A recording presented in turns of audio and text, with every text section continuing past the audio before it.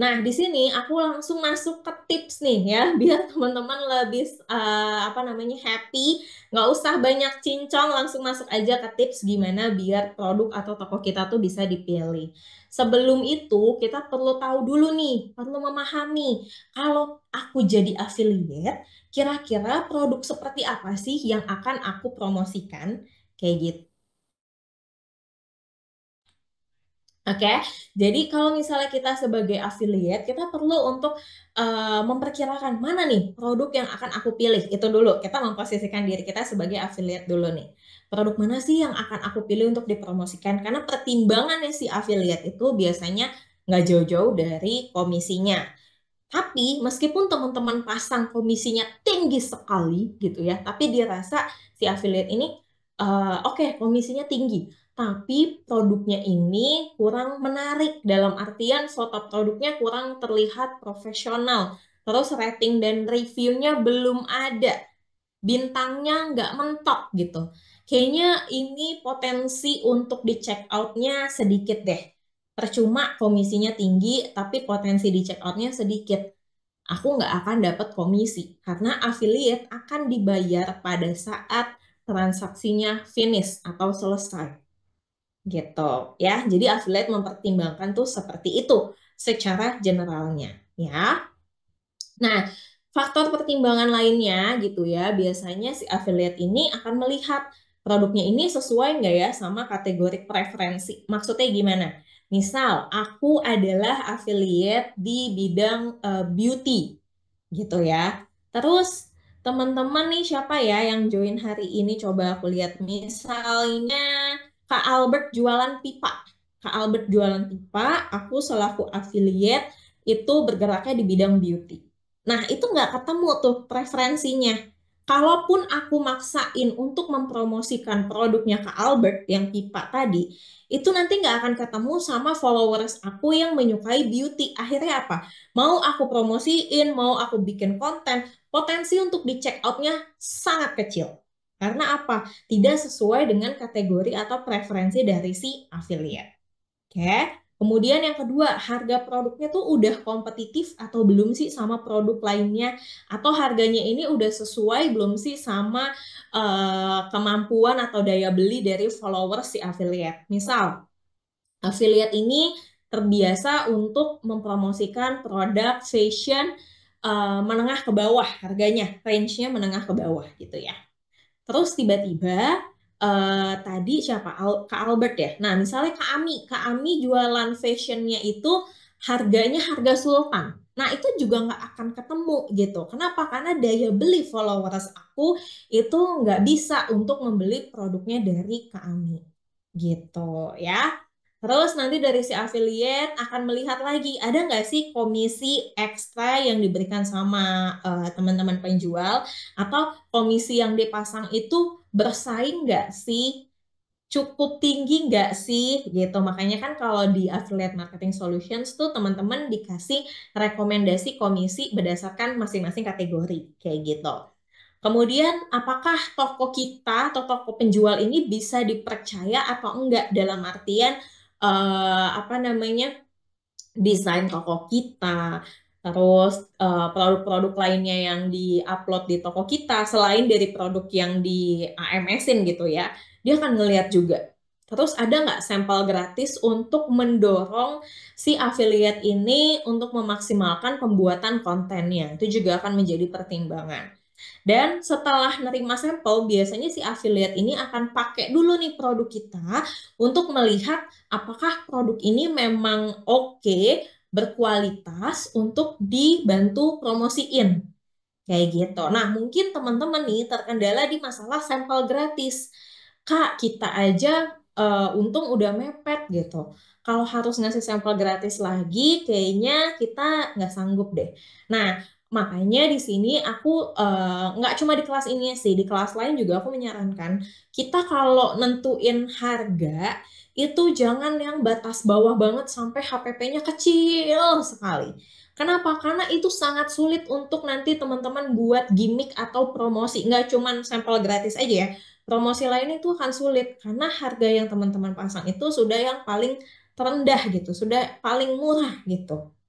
Nah, usahakan sampel gratis ini masuk ke dalam budget promosi. Tapi nggak semua affiliate dikasih sampel gratis juga itu nggak apa-apa. Karena teman-teman selaku penjual itu punya hak penuh kok untuk menolak sampel gratis.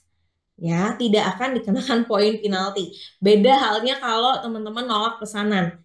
Ya, kalau nolak sampel gratis itu tidak akan dikenakan penalti. Tapi di sini aku mau teman-teman juga punya mindset bahwa sampel gratis ini jika di tangan affiliate yang tepat itu bisa membantu dia untuk membuat konten yang baik, bisa meyakinkan calon pembeli yang melihat konten tersebut dan bisa mendorong calon pembeli untuk check out produk tersebut. Ingat, di tangan affiliate yang tepat. Nah, cari taunya gimana Kak affiliate yang tepat atau enggak?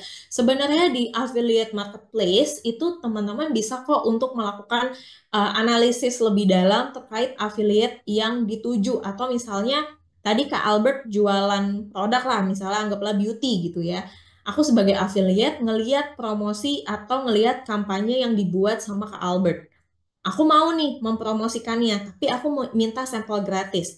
Nah, itu Kak Albert bisa ngecek profil aku, bisa ngecek dari konten yang aku buat, aku bisa menghasilkan GMV berapa, pesanan yang berhasil tercheck out berapa, itu perlu untuk dianalisis juga gitu ya. Apakah si affiliate ini profesional atau enggak itu bisa dilihat dari profilnya, dilihat dari GMV yang dihasilkan, dilihat dari total pesanan yang dihasilkan, dan dilihat preferensinya cocok atau enggak itu dari kategori si affiliate tersebut. Di affiliate marketplace semuanya kelihatan ya, bisa teman-teman analisa. Oke, kurang lebihnya seperti itu. Nah, terus apa nih yang bisa teman-teman penjual lakukan gitu ya? Itu kan tadi dari sesi affiliate ya, pertimbangan-pertimbangan dari si affiliate. Terus apa nih yang bisa kita lakukan? Nah, kita bisa melakukan AMS ini dengan menerapkan tips yang ada di layar ya. Mulai dari yang pertama kita analisis produk. Analisis produk mana nih yang cocok untuk dipromosikan AMS.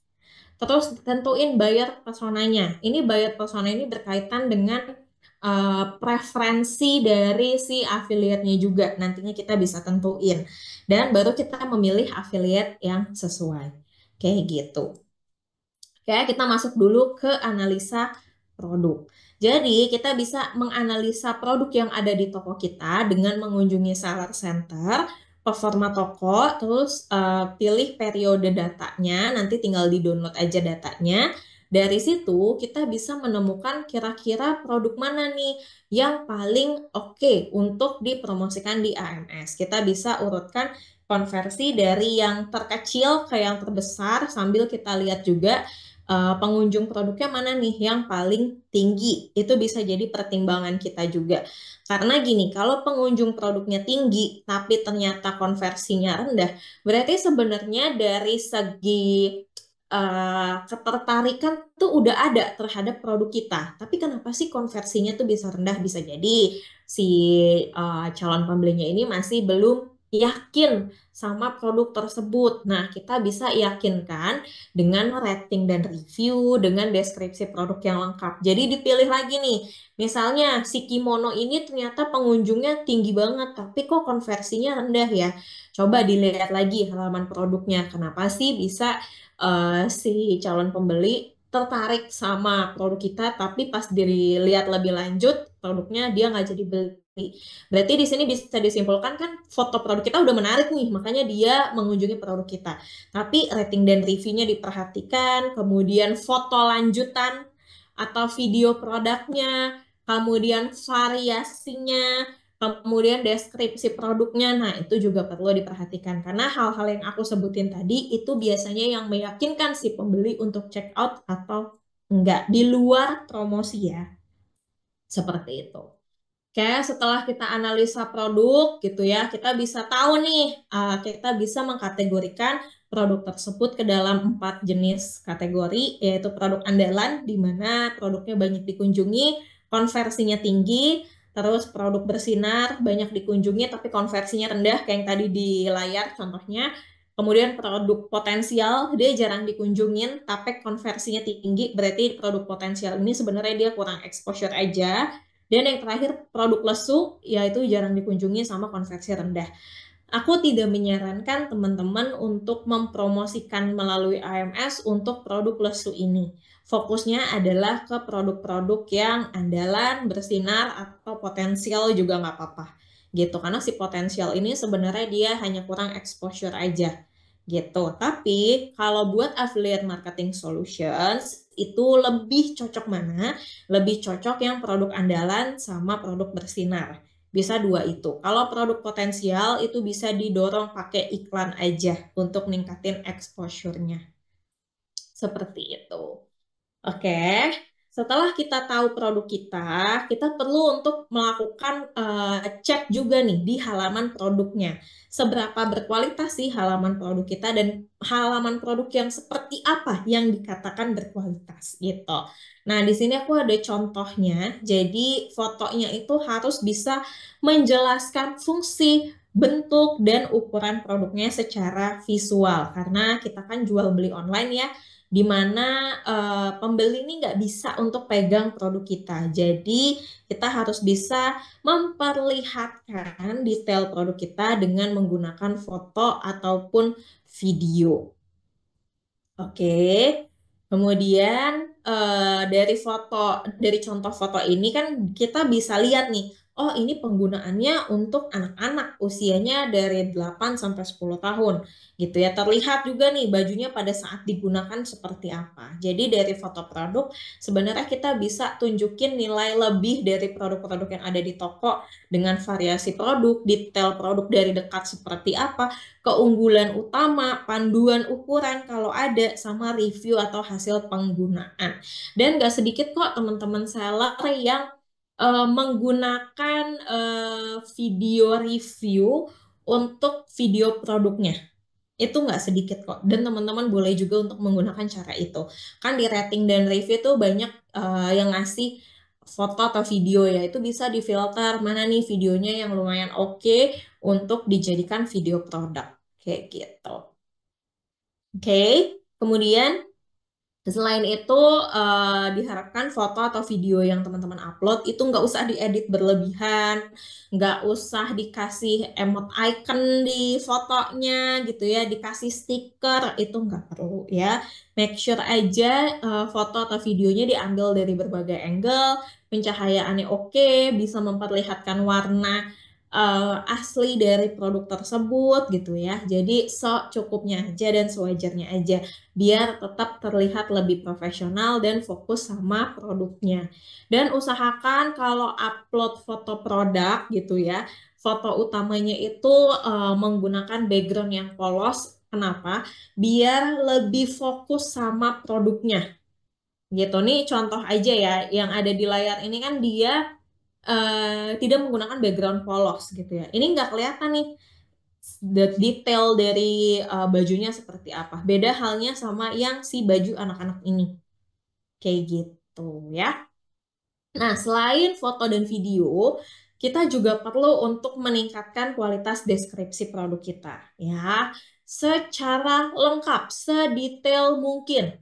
Ini udah dibagi berdasarkan kategori gitu ya. Misalnya fashion, berarti deskripsinya harus mengandung apa?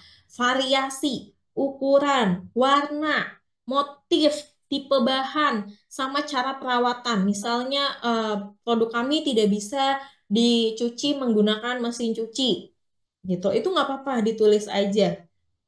Oke, atau misalnya yang perawatan atau kecantikan, biasanya kalau perawatan kecantikan kesehatan itu berkaitan dengan BPOM, kadaluarsa, itu hal-hal yang penting harus ada di dalam deskripsi gitu ya. Nah, sekarang aku mau tanya nih sama teman-teman Shopee sellers yang hadir. Siapa yang nulis deskripsinya selengkap mungkin? Atau malah ada yang copy paste dari kompetitor tanpa diedit? Coba dong aku mau tahu teman-teman yang hadir gimana deskripsi produknya udah lengkap, udah oke atau belum? ATM, apa nih? Amati tiru murahin. Amati tiru modifikasi. Sudah lengkap, wih, mantap, Kak Puji. Sudah dicek semua Kak Puji untuk semua produknya? Sudah lengkap? Sudah menggambarkan produknya? Karena deskripsi itu juga bisa membantu untuk menggambarkan sebuah produk ya.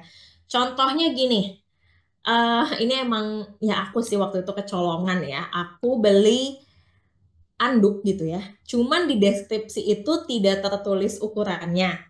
Aku pikir besar. Ternyata yang keluar adalah anduk sapu tangan yang kecil sekali.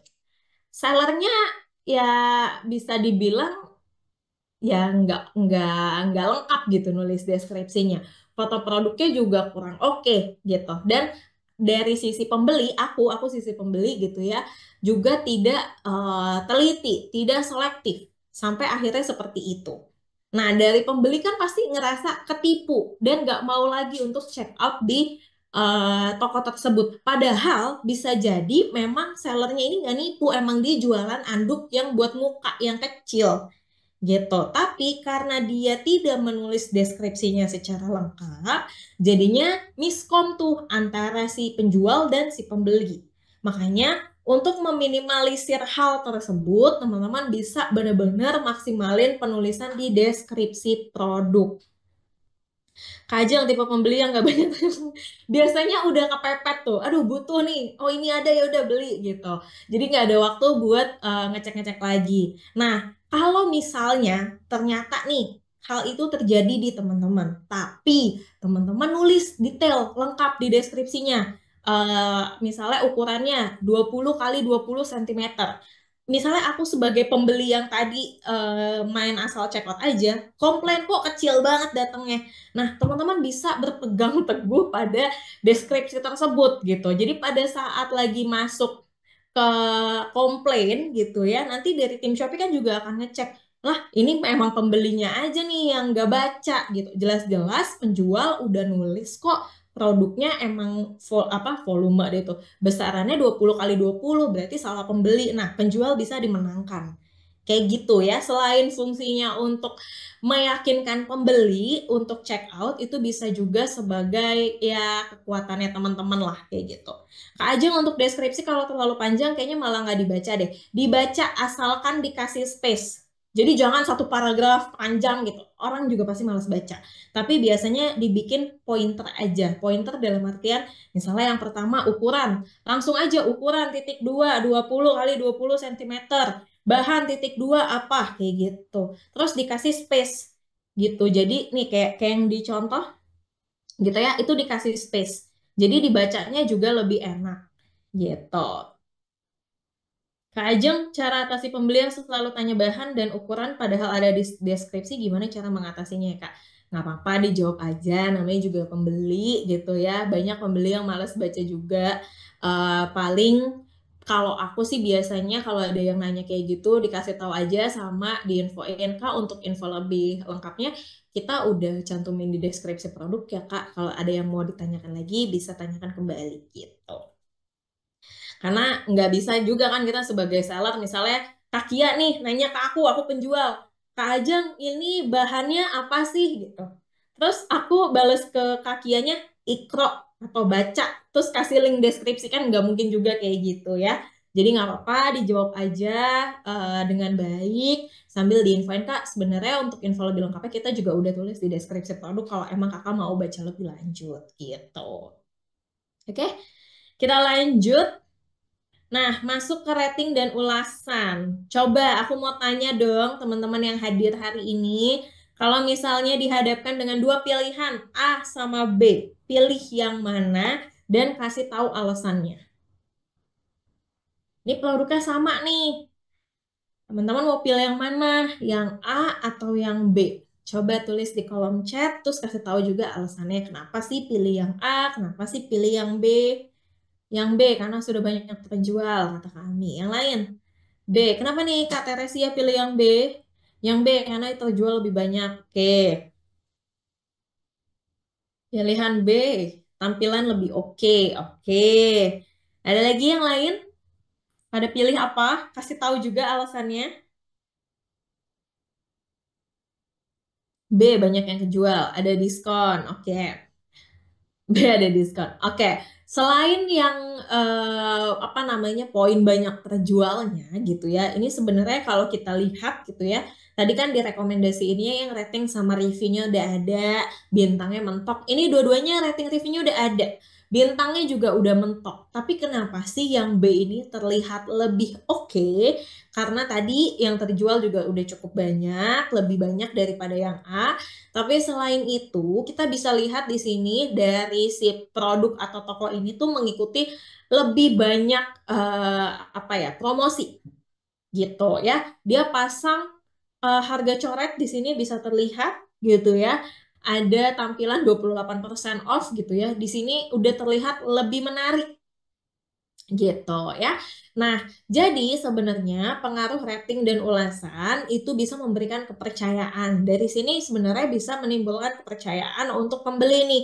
Oh, udah ada yang beli nih, udah ada rating dan reviewnya nih.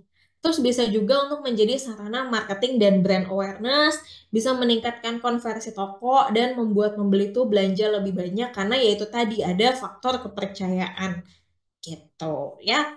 Coba teman-teman pernah kan jadi pembeli, siapa di sini yang kalau mau beli produk cek rating dan review terus langsung difilter ke satu atau dua bintangnya buat ngeliat komennya?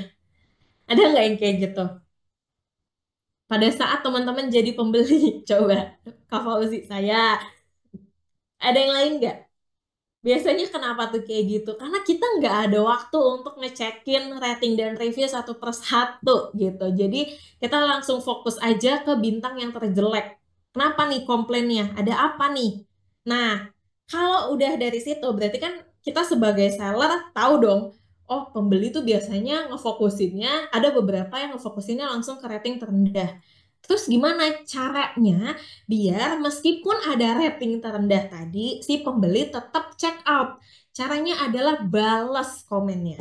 Tapi balas komennya bukan dengan kata-kata yang kasar, tapi dibalasnya seperti ini. Misal nih, Kak Arlis kok ngasih komen di toko aku, gimana sih nih pengirimannya lama banget gitu. Contoh ya. Nah, aku sebagai seller bisa tuh ngerespon aja, hai Kak, maaf ya, kami sudah mengirimkan sesuai dan tepat waktu untuk kendala pihak kurir itu di luar apa ya namanya, di luar jangkauan kami. Kami mohon maaf ya Kak, semoga Kakak bisa tetap percaya pada toko kami dan bertransaksi kembali, kayak gitu. Atau ada lagi yang komen misalnya, eh, gimana sih nih kok produknya yang dikirim gak sesuai, contoh kayak gitu ya. Tuh biasanya dibalas aja, nggak apa-apa, hai kak, maaf ya, kami selalu berusaha untuk mengirimkan produk yang sesuai. Sebelumnya kami juga sudah menghubungi kakak melalui fitur chat, tapi kakak tidak ada respons. Nah, jawaban-jawaban seperti itu yang meyakinkan pembeli bahwa oh iya, ini sellernya bertanggung jawab kok. Berarti in case kalau misalnya aku nanti ada kendala seperti yang bintang satu 2 ini, sellernya akan tanggung jawab karena dia cukup responsif. Kayak gitu ya. Jadi nggak usah terlalu worry kalau dapet rating satu atau dua, dibalas aja, direspon aja, di follow up kendalanya ada di mana. Itu untuk memperbaiki rating dan review kita juga dan untuk memperbaiki kepercayaan calon pembeli kita juga. Seperti itu. Oke, kemudian kita masuk ke harga yang kompetitif. Harga yang kompetitif itu tidak selalu harus paling murah. Kita bisa main di tengah-tengah aja gitu ya, jangan yang terlalu murah juga, itu nggak perlu. Takutnya nanti kita terkendala buat bikin promosi atau gimmick lainnya. Nanti kita susah sendiri untuk bikin promosi. Nah, untuk menganalisis harga kompetitor, teman-teman bisa cek aja di Select Center performa toko, panduan penjualan. Nanti kelihatan kira-kira kompetitor pada pasang harga berapa sih untuk produk serupa yang kita jual. Seperti itu. Dan kita juga bisa pakai teknik penetapan harga kayak odd price gitu ya. Kita mempengaruhi psikologi calon pembeli kita dengan memasang harga yang sebenarnya sama, cuma lebih murah Rp1 atau Rp2 aja. Tapi biasanya yang dilihat sama calon pembeli itu adalah kepala depannya gitu. Kayak misalnya nih harganya sebenarnya 600 perak gitu kan. Tapi yang dilihat kepala depannya, oh 5 nih kepala depannya, ya udah deh beli yang ini aja. Kayak gitu ya. Kemudian bisa berikan harga dalam bentuk paket juga gitu ya. Kayak paket hemat atau apalagi combo hemat, paket diskon kayak gitu itu juga bisa. Dan bisa pakai teknik upselling karena kan di halaman produk itu teman-teman bisa pakai variasi ya gitu. Jadi misalnya si Garuda ini variasi 200 gram berapa, variasi 750 gram berapa. Nanti tampilan dari halaman produknya itu tuh jadinya range harga 18.500 sampai 57.000 kayak gitu ya. Itu bisa digunakan juga dan keuntungannya teman-teman pakai upselling di variasi produk itu adalah rating dan reviewnya kan jadi lebih banyak ketimbang teman-teman pecah nih produknya jadi 3 halaman produk gitu. Misalnya yang Garuda 200 gram sendiri, Garuda yang 375 gram sendiri, yang 750 gram halaman produknya sendiri. Itu kan sebenarnya bisa dijadiin satu aja karena masih satu jenis produk juga, cuman beda variasi gramasinya aja. Toh kita bisa ngumpulin dari yang tadi misalnya dipecah 3 halaman produk tadi, rating dan reviewnya kan kalau digabungin jadi lebih banyak. Itu kan bisa menghasilkan produk terjualnya, angkanya tuh jadi lebih tinggi. Kayak gitu ya. Oke, kita lanjut. Nah, kita masuk ke buyer persona. Jadi buyer persona ini lebih ke gimana kita menentukan target audiens kita nih, mulai dari jenis kelaminnya, umurnya, pekerjaan atau profesi dan lain-lain. Sebelum aku lanjut, teman-teman penjual yang hadir hari ini tahu nggak target marketnya siapa?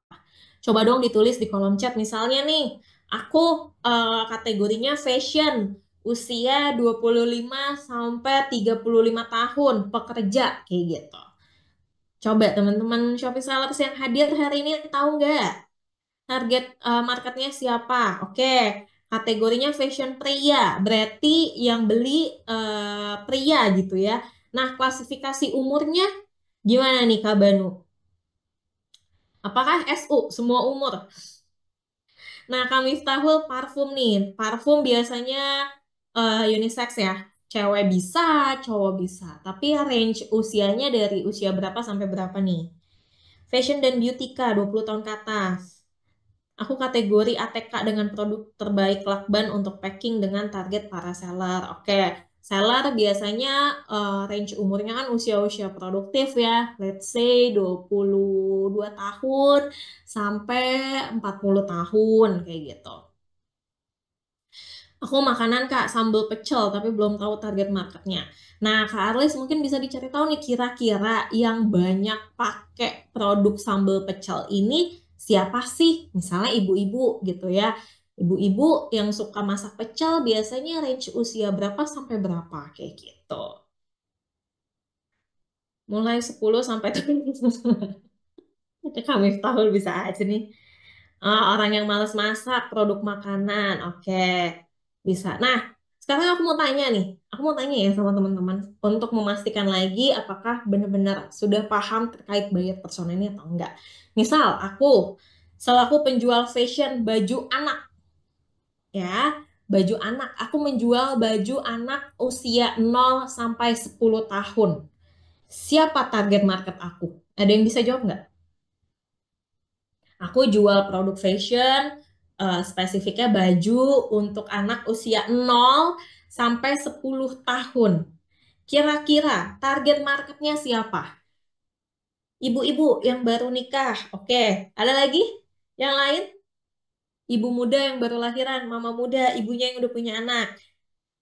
Oke, kenapa nggak ada yang jawab anak-anak usia 0 sampai 10 tahun? Mau tahu dong pendapatnya teman-teman? Kan tadi aku jualnya baju untuk anak 0 sampai 10 tahun. Kenapa target marketnya bukan anak-anak? Karena mereka belum punya Shopee, Kak, belum bisa COK. Oke, betul ya. Nah, sampai sini paham ya, teman-teman. Jadi, target market di sini adalah bukan orang yang pakai produk kita aja, tapi kita juga harus mempertimbangkan orang yang pakai produk kita ini bisa nggak check out-nya. Kalau nggak bisa, biasanya dia akan dibantu check out sama siapa. Kayak gitu.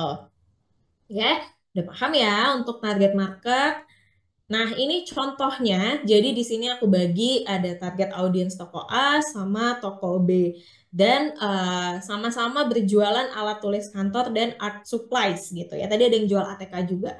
Nah, di sini sebenarnya kita lebih mencari kecocokan untuk pembuatan kontennya gitu ya. Kalau remaja usia 12 sampai 18 tahun, dia nggak suka tuh biasanya video-video yang panjang ya. Biasanya dia suka video yang durasinya pendek, kayak 15 detik gitu. Biasanya untuk di Reels atau Story.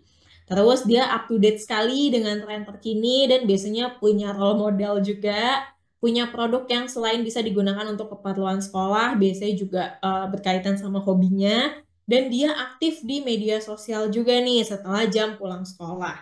Berarti kalau misalnya target audiens kita adalah seperti ini, remaja usia 12 sampai 18 tahun, kita bikin kontennya jangan video yang panjangan. Kan mereka nggak suka tuh, mereka cepet bosan gitu. Jadi bisa pakai bikin konten misalnya Shopee video gitu ya. Terus Shopee videonya nggak usah yang panjang-panjang, bisa bikin misalnya 15 detik aja atau 10 detik aja gitu. Dan bisa dikaitkan dengan tren-tren yang lagi berjalan kayak gitu. Tapi kalau target audiens kita misalnya si toko B usia produktif 20 tahun ke atas, itu biasanya dia lebih suka sama konten edukasi, hiburan atau tutorial gitu. Jadi bisa dikaitkan dengan konten-konten tersebut gitu ya. Jadi ini berkaitan sama konten yang akan dibuat. Yang lebihnya seperti itu. Dan nanti dicocokin aja di affiliate marketplace itu sebenarnya ada kategori umur. Nanti aku akan show juga ya bentukan affiliate marketplace itu seperti apa. Kayaknya di materi ini juga sempat di screenshotin deh. Nanti aku kasih tahu contohnya ya. Nah, kita masuk ke memilih affiliate yang sesuai. Tadi kita udah tahu kira-kira produk mana yang mau di AMS-in. Kita udah tahu juga buyer personanya kita. Nah, tinggal dicocokin sama affiliate yang sesuai dengan buyer personanya kita. Gitu. Tapi sebelum itu kita harus tahu dulu kebutuhan toko kita nih apa sih? Konversi atau awareness. Gitu. Karena ini berkaitan dengan affiliate-nya. Kalau awareness berarti affiliate-nya yang kita cari basis pengikutnya itu tinggi di media sosial. Tapi kalau konversi nggak usah lah yang tinggi-tinggi untuk followers-nya. Tapi paling enggak tingkat klik dan penjualan di Shopee-nya itu tinggi baik dari Shopee Live ataupun Shopee Video kayak gitu. Nah, untuk mencari affiliate yang sesuai, tadi aku infoin ya, bisa dilihat di affiliate marketplace. Nanti akan muncul banyak sekali gitu ya, affiliate-affiliate yang bisa teman-teman ajak kerjasama. Nanti tinggal diklik aja kerjasama, nanti tinggal pilih mau komisi aja atau pakai sampel gratis juga. Kayak gitu. Dan ini sebenarnya bisa dilihat lebih detail lagi. Misalnya si Kanesa Collection ini kalau aku klik, nanti dia akan keluar GMV yang dihasilkan itu berapa, penjualannya ada berapa, pesanannya berapa, kemudian range usia followers atau penontonnya dia itu dari umur berapa paling banyaknya. Nah, itu kita bisa cocokin juga sama buyer persona kita atau target market kita. Kayak gitu. Oke. Nah, di sini yang aku maksud gitu ya, kalau kita klik lebih lanjut, kita bisa melihat informasi dari si affiliate tersebut, kita bisa melihat jumlah kliknya, produk terjual, pesanan, penjualannya berapa, ROI-nya berapa, terus channel Shopee-nya itu mana nih yang paling banyak gitu ya. Apakah Shopee videonya itu berapa penonton, berapa yang disukai. Intinya kita bisa melihat engagement rate dari konten yang dia buat. Terus selain itu dia punya platform apa lagi sih selain Shopee Live sama Shopee Video? Oh misalnya dia ada Instagram kayak gitu, itu juga bisa terlihat. Ya, dan dari sini kita juga bisa lihat nih, biasanya dia seringnya promosiin produk dengan kategori apa sih? Oh, sesuai nggak nih sama kategori produk kita? Kayak gitu. Nah, ini yang tadi aku bilang, kita bisa cek juga usia audiensnya dia itu paling banyak di usia berapa. Jadi bisa dicocokin sama target market yang udah kita buat. Kalau misalnya tadi target market kita itu adalah usia 13 sampai 18 tahun, Ini kita nggak bisa nih berarti pakai si affiliate yang ini. Kenapa? Lihat, umur audiens dia terbanyak di umur 23 sampai 32. Gitu. Berarti kurang cocok nih sama target market kita. Kita bisa cari yang kayak gitu. Oke. Nah, tips memilih affiliate yang sesuai, kita bisa filter affiliate berdasarkan buyer persona produknya, sesuaikan dengan kategori produk yang kita punya, terus cocokin produk affiliate dengan produk yang kita jual, bisa dilihat dari sini. Nih, kategori ini cocok nggak nih sama produk yang kita jual? Kalau cocok, ya udah aja kerjasama. Dan dilihat lagi, kita perlu mereview dan evaluasi komposisi platform channel dari si affiliate. Lihat dari Shopee video yang dia buat, dia bisa menghasilkan berapa. Atau dari Shopee Live yang dia buat, dia bisa menghasilkan berapa. Dan biasanya ini extra tips aja dari aku, terlebih kalau si affiliate-nya minta sampel gratis ya. Kalau dia komposisi platformnya terbanyak itu di Shopee Live, berarti kan dia logikanya rutin untuk melakukan Shopee Live. Nah, sebelum mengirimkan sampel gratis, coba kita nonton dulu Shopee Live-nya dia. Seberapa niat nggak sih dia untuk mempromosikan produk kita? Seberapa informatif dia menjelaskan produk kita dengan alat peraga atau sampel gratis yang kita berikan. Dari situ kan kita bisa nilai juga seperti itu. Oke. Nah, kalau misalnya teman-teman mau menjangkau affiliate yang lebih banyak lagi dengan kualitas yang lebih baik, sebenarnya kita ada yang namanya MCN, Multi Channel Network. Ada yang tahu MCN itu apa? Coba tulis di kolom chat. Kalau untuk menargetkan middle atas sama middle bawah gimana Kak? Oh, berarti ada beberapa produk yang middle up, ada yang beberapa produk middle down gitu ya. Ya udah, berarti di AMS ini per satu produk-produk itu aja, nggak usah dibarengin semua gitu. Sampel gratis dikasih satu aja, pas semua model warna ya satu aja Kak Banu, nanti rugi kita. Nanti sampel gratis kita malah dijualin sama dia kalau variasinya lengkap. Gitu ya. Dikasih satu aja karena buat alat peraga dia juga kan sebenarnya gitu. Tapi sebelum kita memberikan sampel gratis, perlu untuk melakukan analisis lebih lanjut lagi untuk benar-benar mastiin apakah si affiliate ini profesional atau enggak gitu.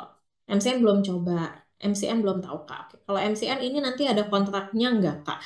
Nah, untuk terkait kontrak, sebenarnya itu nanti proses lanjutan kalau misalnya memang dari si agensinya ini untuk mengokekan gitu ya untuk kerjasama sama Kak Fauzi, nanti dari masing-masing agensi biasanya punya ketentuannya sendiri juga kayak gitu. Oke. Nah, jadi MCN ini secara sederhananya bisa dibilang agency gitu ya atau multi channel network artinya. Jadi ini adalah mitra pihak ketiga yang bekerja sama dengan Shopee untuk memungkinkan penjual berkolaborasi dengan affiliate berkualitas dalam segala besar gitu. Jadi MCN ini ibaratnya agency yang menaungi si affiliate-affiliate tersebut. Jadi kalau misalnya kita mau kerjasama dengan affiliate dan pengen langsung diterima gitu sama affiliate tersebut, itu bisa lewat MCN. Karena MCN ini kan si agensinya.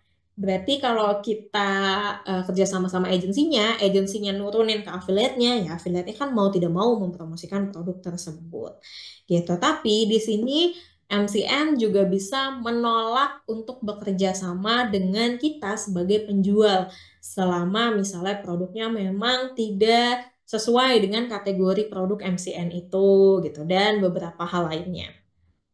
Gitu. Nah, kita bisa temuin partner dan promo MCN terkini itu lewat halaman MCN yang ada di Seller Center. Karena kalau kita kerja sama si MCN, itu enaknya kita bisa milih nih MCN mana sih yang spesialisasinya tuh sesuai sama kategori produk kita. Terus bisa meningkatkan efisiensi kerjasama juga dan meningkatkan kemungkinan tawaran brand diterima oleh affiliate ya. Karena itu affiliate-nya kan langsung dikasih sama si agensinya. Gitu. Untuk produk middle up, apakah disarankan MCN, Kak? Sebenarnya MCN ini disarankan untuk semua produk kalau dirasa memang apa ya pengen berkolaborasi dengan affiliate yang lebih berkualitas atau lebih banyak gitu. Tapi kalau untuk pemula gitu ya baru join juga nih ke AMS, belum paham terkait MCN, itu sebenarnya nggak perlu dulu, nggak apa-apa sih. Jadi bisa bikin komisi yang bersaing dulu aja. Gitu. Kak, aku tokonya percetakan ID card dan tali lanyard. Masih oke nggak ya kalau pakai affiliate? Masih oke kok. Masih oke, kan ada affiliate kita yang fokus untuk pemasaran ATK juga. Untuk biaya MCN-nya bagaimana, Kak? Nah, untuk biaya MCN itu sebenarnya balik lagi dengan keputusan kerjasama antara agensi tersebut dengan si penjual. Kayak gitu. Makanya tadi aku bilang, kalau teman-teman masih pemula banget gitu ya, ya mendingan bikin kampanye sendiri aja, bikin komisi produk dulu aja, dan mainin di komisi yang kompetitif itu, gitu. Oke, kita lanjut. Nah, ini kita masuk ke fitur sampel gratis. Jadi, kalau misalnya teman-teman pasang komisi khusus itu sebenarnya lebih ke spesifik affiliate. Jadi, misalnya aku pengen kerjasama sama Kak Albert nih, misalnya Kak Albert affiliate gitu ya. Nah, itu berarti komisi yang aku pasang itu adalah komisi khusus. Karena aku pengen khusus kerjasama sama Kak Albert. Nah, biasanya kalau komisi khusus yang dipasang itu juga lebih tinggi daripada komisi produk. Kalau komisi produk itu semua affiliate bisa melihat dan mempromosikan produk kita. Kayak gitu ya. Dan kalau komisi khusus disarankan memang untuk pakai sampel gratis karena jatuhnya ini kita nih yang mau kerja sama dia gitu. Ibaratnya kalau kita mau kerja sama dia, berarti kan dia harus tertarik untuk apa ya, kerja sama-sama kita. Nah, kita bisa iming-imingnya dengan komisi yang lebih besar daripada komisi produk plus si sampel gratis ini kayak gitu. Oke. Nah, kita bisa aktifin sampel gratisnya dengan cara kita cari tahu dulu aja si affiliate-nya. Kalau udah ketemu, tinggal ajak kerjasama, klik kerjasama, nanti kita pilih sampel gratis. Kayak gitu. Nanti ada pop-up lagi, kirim undangan sampel gratis, kita tinggal klik konfirmasi. Kayak gitu.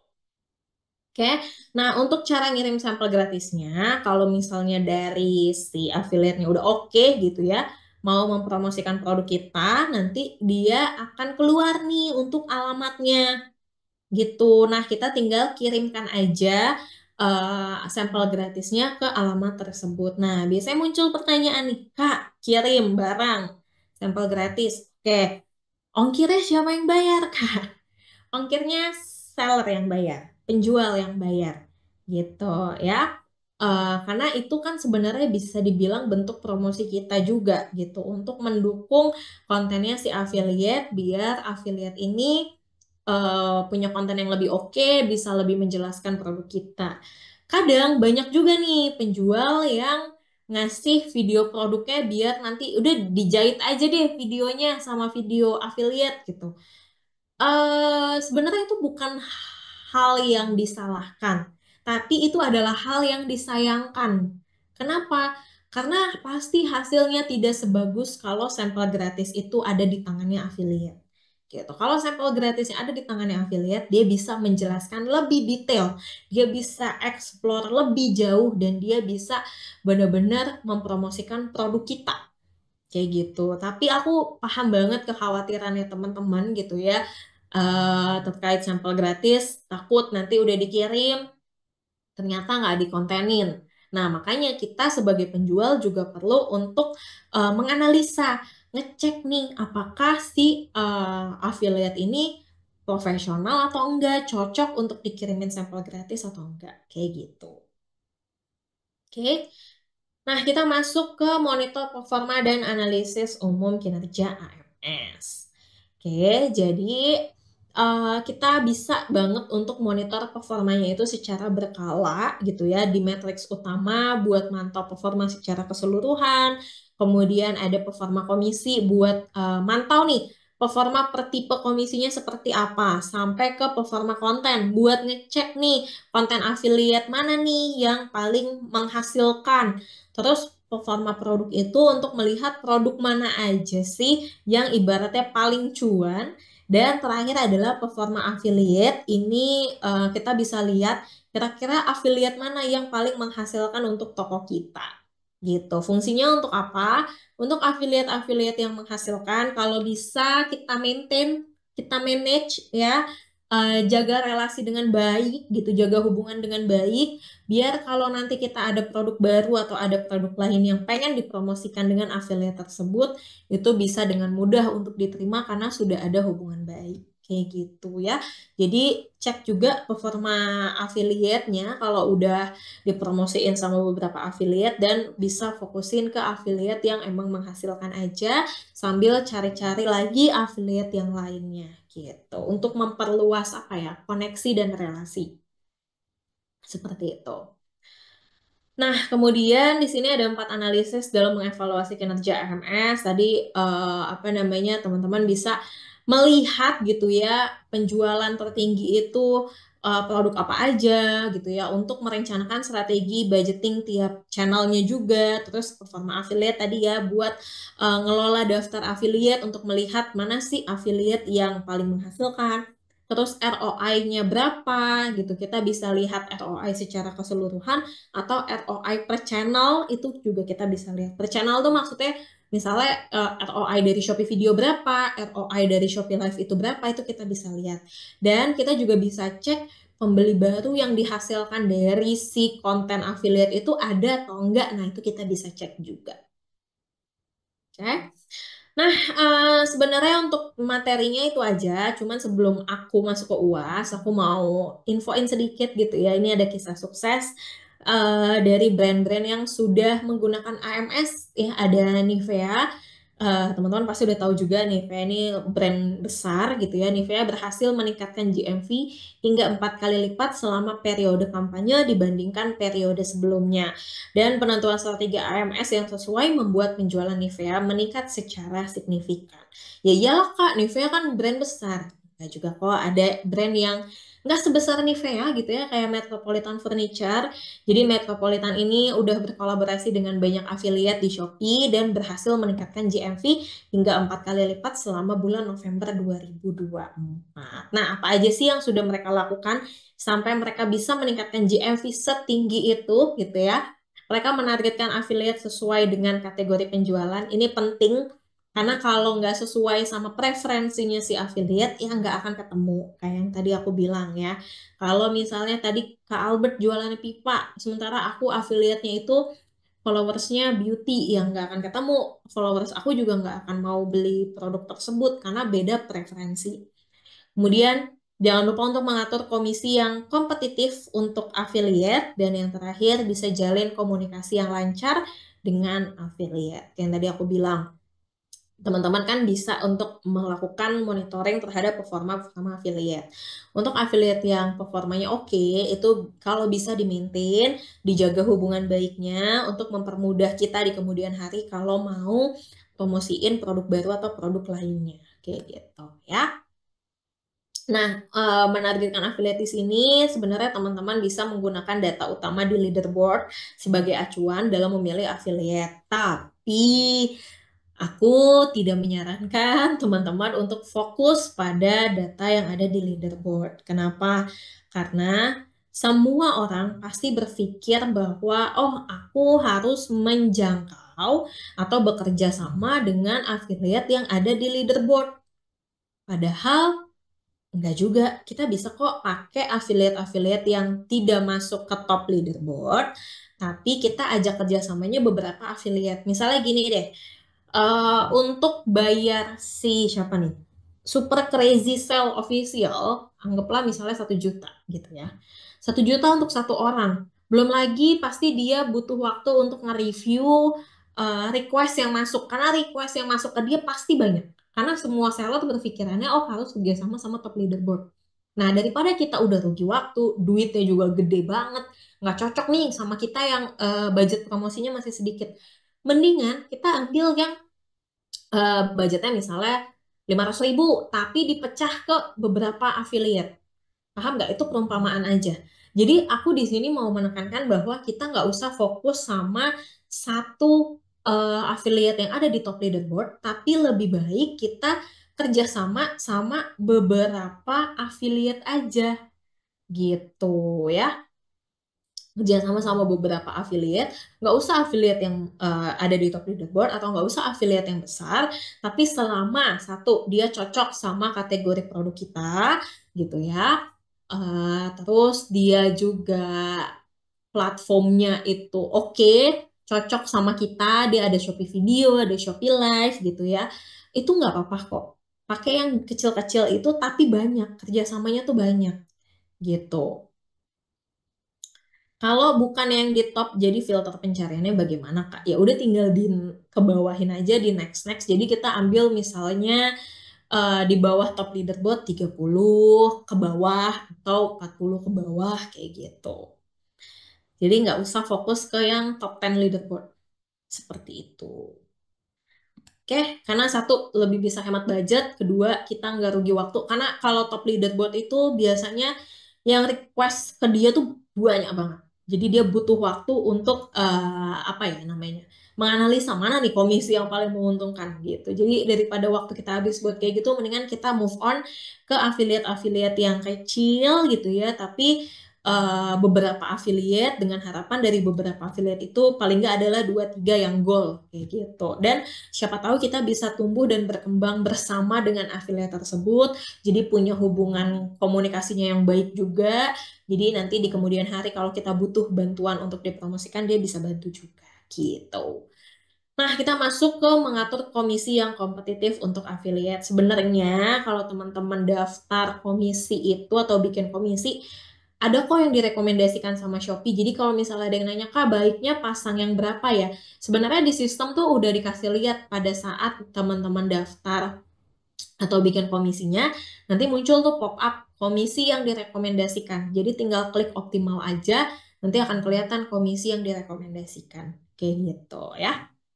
Nah, di sini sebenarnya teman-teman bisa pasang komisi ekstra juga kalau emang mau gitu ya. Dan Shopee juga saat ini lagi ada apa ya, kayak semacam memberikan tambahan komisi gitu ya. Komisinya tambahannya bisa sampai 15%. Tapi untuk mendapatkan komisi dari Shopee ini, teman-teman harus mengaktifkan AMS terlebih dahulu. Nah, untuk nilainya ini bisa berubah sewaktu-waktu tergantung dengan ketentuan Shopee dan tipe produk ataupun affiliate kayak gitu ya.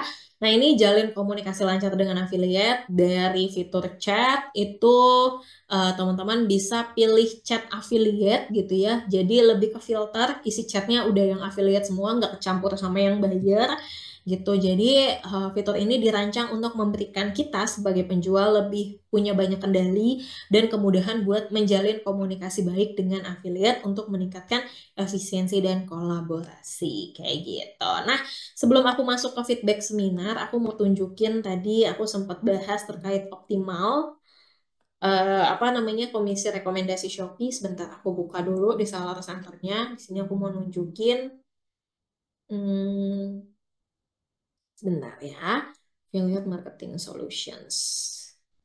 Oke, ini aku share screen lagi. Oke. Nah, di sini sebenarnya kalau kita klik di bagian komisi produk, ini kan ada optimalkan. Kalau kita optimalkan, dia akan keluar tuh optimasi pengaturan komisi. Ini yang direkomendasikan. Kita bisa pakai yang 9% atau 14%. Ini masing-masing produk, masing-masing kategori itu beda ya. Kalau misalnya dirasa, waduh 14, tinggi banget Kak, gitu. Tapi aku mau lebih dari 9, itu bisa diklik lainnya aja, nanti diisi misalnya mau 12, contoh. Kayak gitu. Nanti tinggal disimpan. Kayak gitu ya. Jadi bisa ngikutin yang direkomendasikan aja kalau memang masih bingung. Tapi kalau dirasa itu gede banget, bisa mepet-mepet ke yang direkomendasikan aja. Sesuaikan dengan budget promosinya teman-teman. Kayak gitu ya.